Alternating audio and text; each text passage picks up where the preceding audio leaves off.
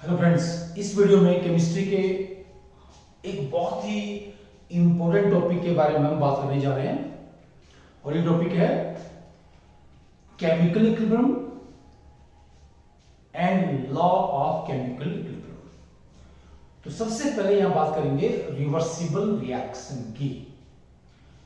एक ऐसी रिएक्शन जिसमें फॉरवर्ड और बैकवर्ड रिएक्शन दोनों एक साथ होती हैं, उन्हीं कंडीशंस में उसे बोलते हैं हम रिवर्सिबल रिएक्शन।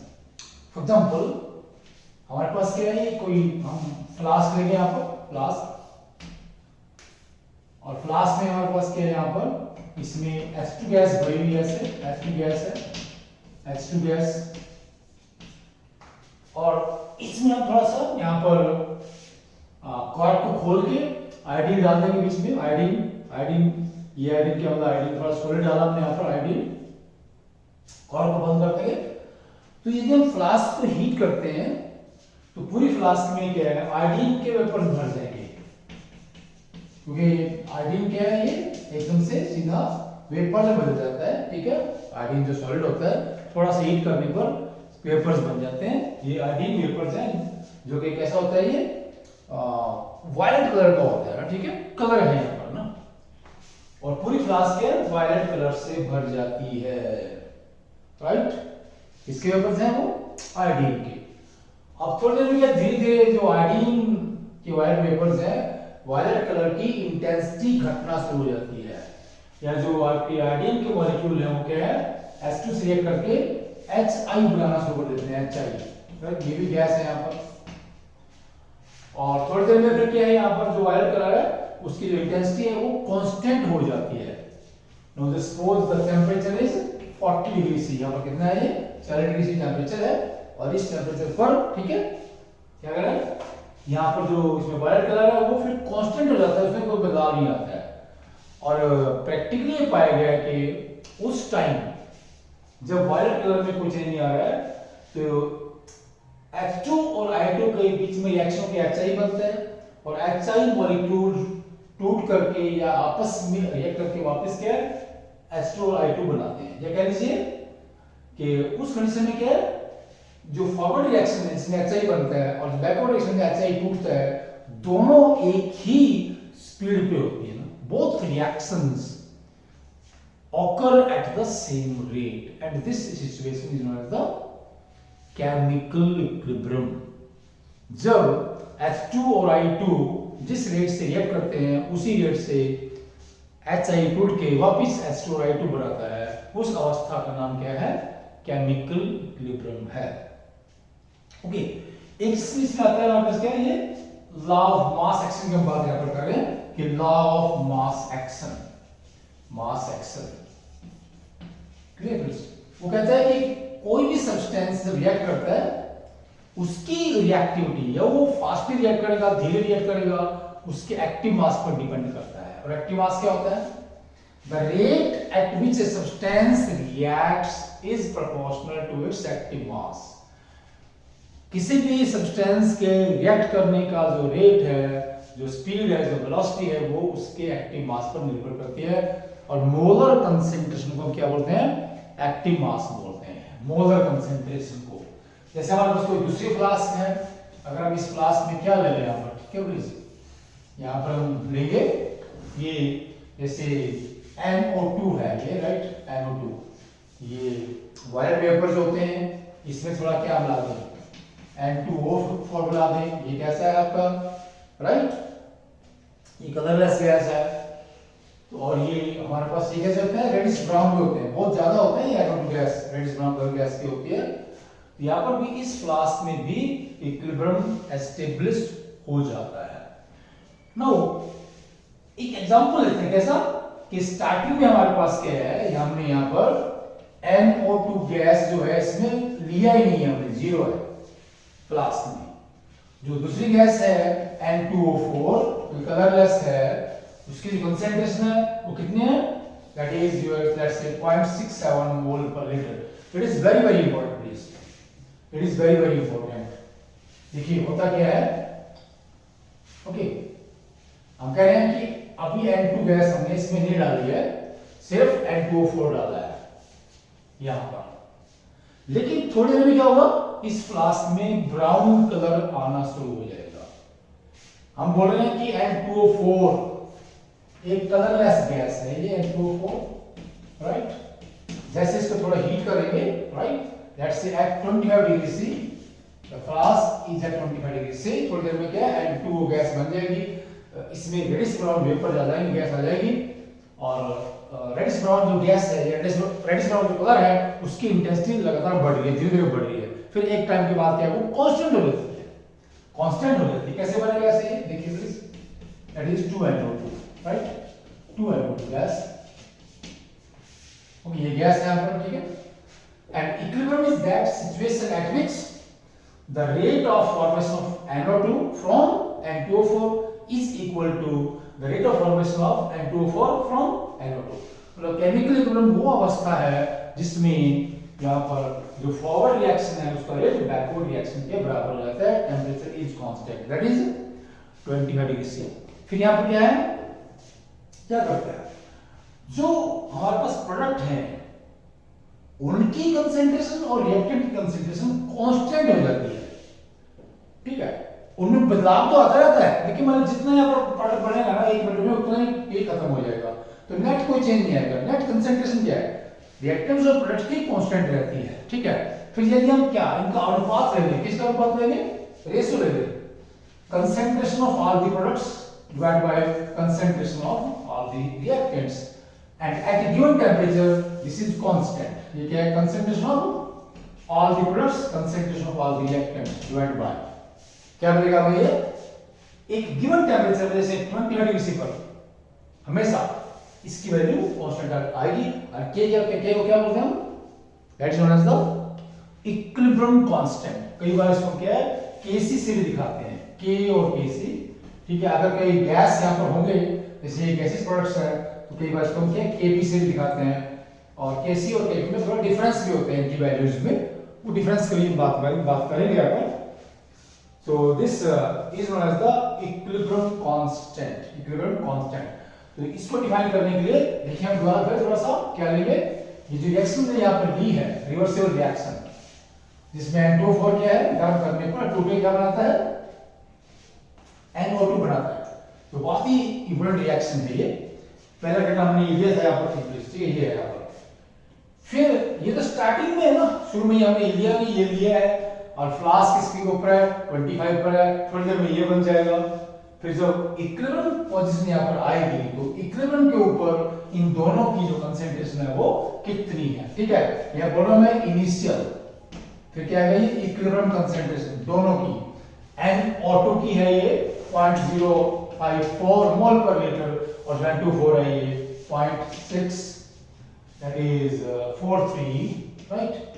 ये क्या है, this is the concentration of both gases at equilibrium, right. अगर यहाँ पर के यहाँ पर ले इसके यहाँ पर, ठीक है, कितना आएगा, दोनों को डिवाइड कर देंगे ना। हमने किया था कि NO2 की जो कंसेंट्रेशन है ये वाली, इसको ठीक है हम इससे डिवाइड कर देंगे, क्या ये 0.054 डिवाइड बाय 0.643, राइट। यहाँ पर जो के आएगा ऐसे, ठीक है, लेट्स से कोई के डैश को बोल लेते हैं, के डैश जो आएगा पॉइंट हमारे पास आएगा 0.085, कितना आ रहा है ये, लेट्स से के डैश 0.085 ऐसे। अगर हम इसका स्क्वायर लेके निकालें यहाँ पर ना, के अगर स्क्वायर लेके निकालेंगे यहाँ पर 0.054, क्योंकि यहाँ पर ये 2 बार है, इनटू 0.045, ठीक है, डिवाइड बाय 0.643। अब मतलब के का एक फार्मूला निकालना चाहते हैं, ठीक है, तो जिस फार्मूला से के की वैल्यू कांस्टेंट आएगी 3 बार, वो उसका एग्जैक्ट फार्मूला होगा। तो यहां से जो के की वैल्यू आ रही है, जो हमने अपनी फार्मूला बनाया, कितनी वैल्यू आ रही है, जब देख लीजिए डाटा, ये पहले हमने ये डाटा लिया है कि स्टार्टिंग कंसेंट्रेशन NO2 की यहां पर 0 है, N2O4 की कितना है 0.67 है, फिर हमने इसको 25 पर रखा, ठीक है।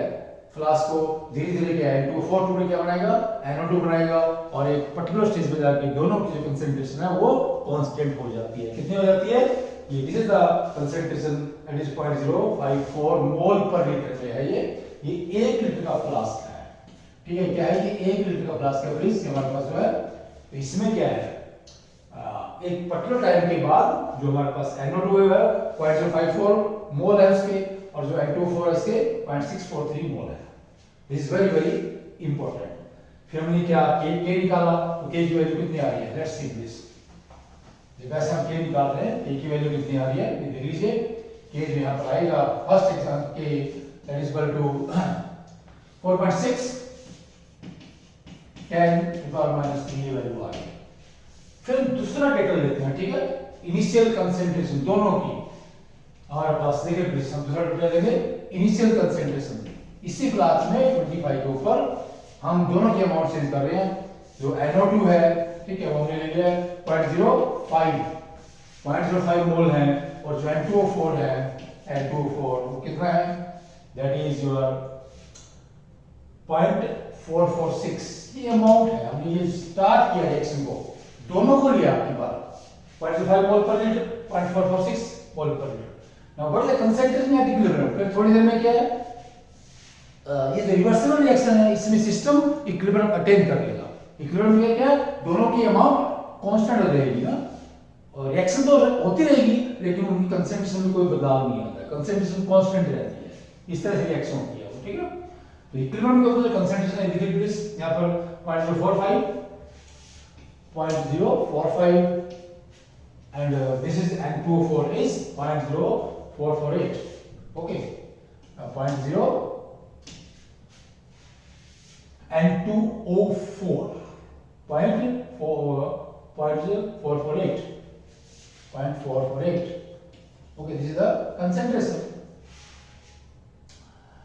अब यहां पर अगर इस फार्मूला से इसका K डैश निकालें, दूसरी बात अलग कंसंट्रेशन के साथ, तो K डैश कितना आ रहा है प्लीज, K डैश हम ये भी लिख देंगे दूसरे एग्जांपल में, जो K डैश आ रहा है दैट इज 0.102। कितना है लिख लीजिए, आप देख लीजिए वैल्यू 0.102। अगर यहां से निकालेंगे इस फार्मूला से कि ऊपर क्या NO2 स्केल करके, यहां पर क्या लिखा हुआ है, molar concentration of NO2 divide by molar concentration of N2O4 product and reactant. यहां पर उसको हम डबल कर रहे हैं क्योंकि यहां पर ये इसका कोएफिशिएंट 2 है। We are taking concentration of NO2 twice in this formula, ठीक है। तो इससे फिर हमारे पास K क्या आएगा, K लगभग इतना ही आता है 4.6 10 to the power -3, राइट। तीसरी बात हम क्या लेंगे कंसंट्रेशन, इसी पर कंसंट्रेशन लेंगे। ये दोनों हमारे पास जो कंपाउंड्स हैं, तो इनिशियल अमाउंट क्या है, NO2 की अमाउंट है ये 0.04 है, स्टार्टिंग कंसंट्रेशन ये 0.6 है। What is the concentration of both at equilibrium, equilibrium के ऊपर कंसंट्रेशन है दोनों की, ठीक है। लेट्स सी द कंसंट्रेशन 0.052 या 0.052, और जो हमारे पास दूसरा है दैट इज 0.594, और जो यहां से K डैश आ रहा है देखिए, K डैश के साथ तीसरी बार हमने ये रिएक्शन किया, थर्ड टाइम किया रिएक्शन, तो K डैश कितना आएगा, दैट इज योर 0.088। कितना आ रहा है ये 0.088। अब देखिए प्लीज, जो कांस्टेंट है उसकी वैल्यू हर बार डिफरेंट आ रही है इस फार्मूला के साथ, इसलिए हमारे पास क्या है, रेट जो हमारे पास ये इक्विवेलेंट कांस्टेंट है उसका ये फार्मूला नहीं हो सकता प्लीज, ये फार्मूला नहीं हो सकता। लेकिन दूसरा जो फार्मूला है कौन सा, जिसमें हमारे पास क्या है, K इक्वल टू NO2 की जो मोलर कंसंट्रेशन है उसका स्केल लेंगे, और यहाँ पर क्या है N2O4 की मोलर कंसंट्रेशन से डिवाइड कर देंगे। इस फार्मूला से जो K आ रहा है वो तीनों बार कितना आ रहा है 4.6 -3, और हम कहते हैं क्या कि किसी भी रिवर्सिबल रिएक्शन में एक कांस्टेंट टेंपरेचर पर यदि इक्विलिब्रियम है तो रिएक्टेंट और कंसंट्रेशन की प्रोडक्ट जो मर्जी हो, इक्विलिब्रियम कांस्टेंट की वैल्यू हमेशा वही आएगी। The value of K will not change with change of concentration because K is a function of temperature।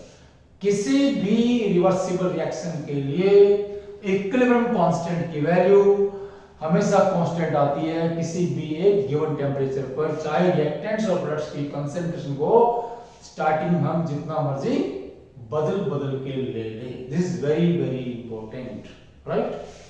तो अगर हम कोई जनरल रिएक्शन लिखें तो उसके लिए फिर जो रेट कांस्टेंट है उसका फार्मूला क्या बनेगा? सॉरी, अगर हम किसी जनरल रिएक्शन लिखें तो वहां पर इक्विलिब्रियम कांस्टेंट का फार्मूला क्या बनेगा? इक्विलिब्रियम कांस्टेंट का फार्मूला क्या होगा? कोई भी आप रिएक्शन लिख सकते हैं। Let's say it is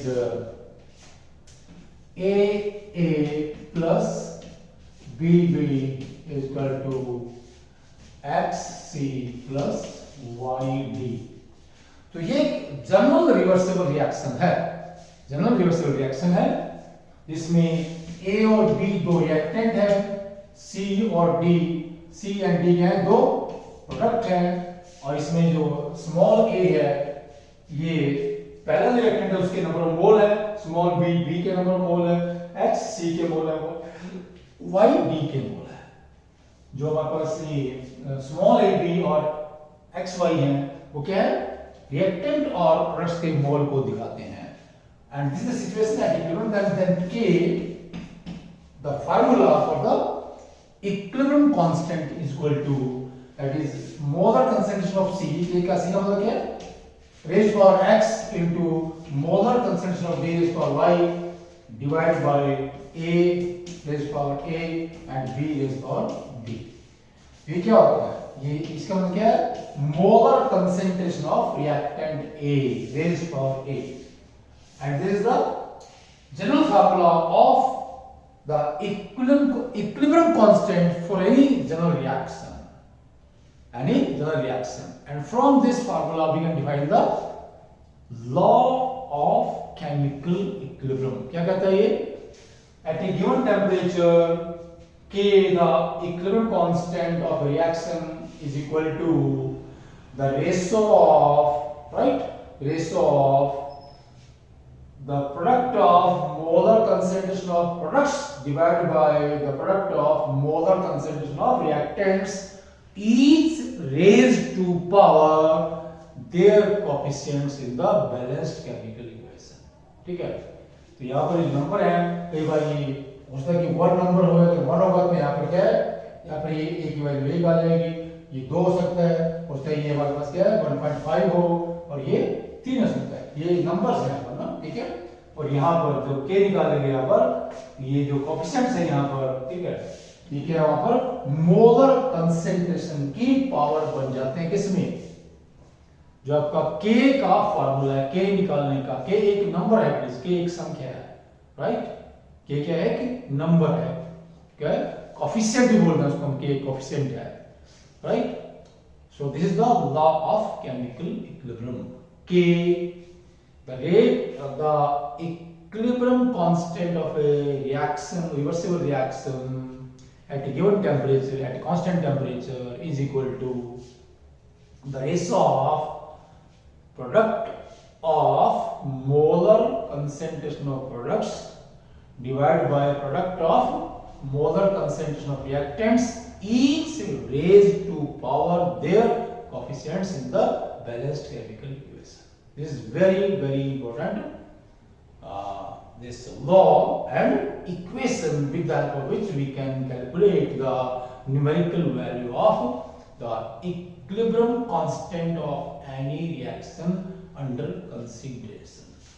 Okay, please, thanks, namaskar।